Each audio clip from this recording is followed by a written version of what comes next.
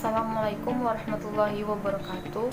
Perkenalkan, nama saya Amelia Francisca, NIM 19045056.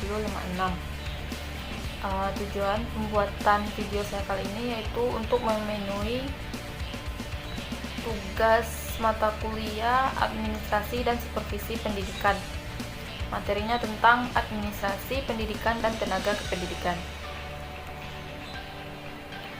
Konsep dasar administrasi pendidik dan tenaga kependidikan. Pengertian administrasi yaitu administrasi secara harfiah dapat diartikan sebagai kegiatan atau usaha untuk membantu, melayani, mengarahkan, atau mengatur semua kegiatan di dalam mencapai suatu tujuan. Itu menurut Purwanto halaman 1 2007. Fungsi administrasi jika dihubungkan dengan administrasi pendidik maka bisa diartikan bahwa hal ini merupakan upaya peningkatan efektivitas guru, dosen, dan lainnya untuk mencapai tujuan pendidikan itu sendiri.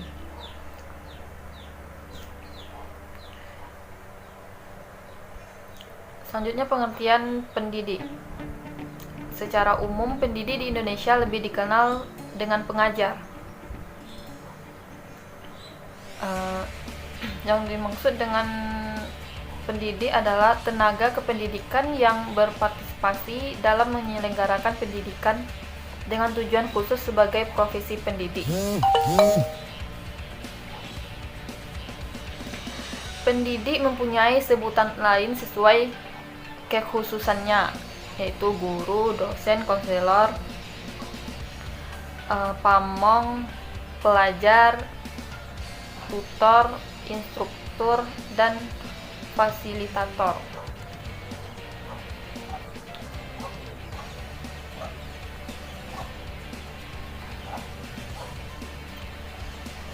Pengertian tenaga kependidikan.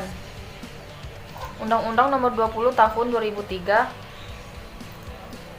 Bab 11 Pendidik dan Tenaga Kependidikan Pasal 39, yaitu tenaga kependidikan bertugas melaksanakan administrasi, pengelolaan, pengembangan, pengawasan, dan pelayanan teknis untuk menunjang proses pendidikan pada suatu pendidikan. Tenaga kependidikan meliputi kepala sekolah, pengawas satuan pendidikan, tenaga administrasi, tenaga kepustakaan, tenaga laboratorium, teknisi, pengelolaan kelompok belajar, pamong belajar, dan tanang kebersihan. Poin B yaitu proses administrasi. Nomor 2 yaitu proses administrasi. Proses administrasi terbagi menjadi 3. Yang pertama itu perencanaan. Fungsi perencanaan administrasi guru ialah untuk mendapat calon tenaga pengajar yang memang dibutuhkan. Perencanaan merupakan proses awal dalam pelaksanaan. Untuk itu, lembaga mampu merencanakan kebutuhan di masa yang akan datang, guna mendapatkan kebutuhan yang diperlukan dan guna mencapai tujuan pendidik yang diinginkan. Yang B yaitu seleksi. Fungsi seleksi administrasi guru ialah penyeleksian calon tenaga pengajar untuk direkrut atau diambil atas kebutuhan pada lembaga tersebut. Yang mana penyeleksian juga harus dapat disesuaikan dengan persyaratan-persyaratan yang telah ditetapkan oleh lembaga, misalnya persyaratan administrasi, ujian atau tes, dan wawancara, dan persyaratan lainnya. Yang 3 atau C yaitu pengangkatan atau penempatan. Fungsi pengangkatan atau penempatan administrasi guru adalah mengangkat calon tenaga pengajar yang memang sudah diseleksi dan sudah dipertimbangkan oleh lembaga gunanya yaitu mendapatkan calon tenaga pengajar yang profesional. Sedangkan yang dimaksud dengan penempatan calon tenaga yaitu pengajar harus disesuaikan dengan bidang keahliannya masing-masing agar pelaksanaan tujuan pendidikan dapat dicapai secara efektif.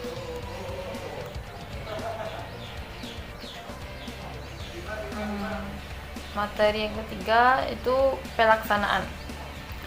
Pelaksanaan dibagi menjadi 4. Pertama itu pembinaan atau orientasi. Fungsi pembinaan administrasi guru ialah untuk membina tenaga pengajar agar dapat meningkatkan kompetensi, peningkatan moral, disiplin, melalui pendidik dan pelatihan. Pembinaan harus dilakukan terus-menerus sesuai dengan ketuntutan perkembangan zaman. Yang B itu kesejahteraan. Fungsi kesejahteraan administrasi guru ialah untuk meningkatkan prestasi kerja dengan memberikan motivasi dan kepuasan kerja melalui kompensasi.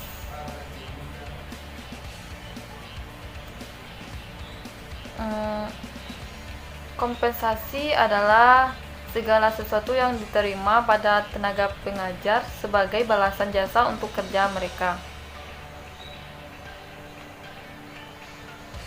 Yang C yaitu pemutusan hubungan kerja.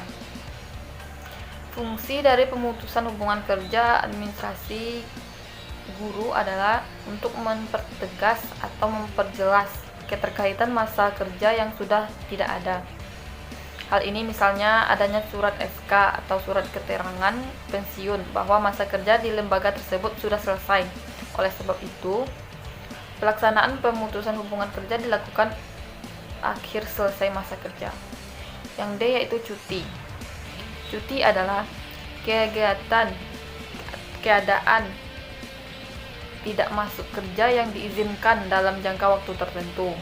Tujuan pemberian cuti adalah dalam rangka usaha menjamin kesegaran jasmani dan rohani. Sekian materi pada hari ini, saya akhiri dengan Assalamualaikum warahmatullahi wabarakatuh.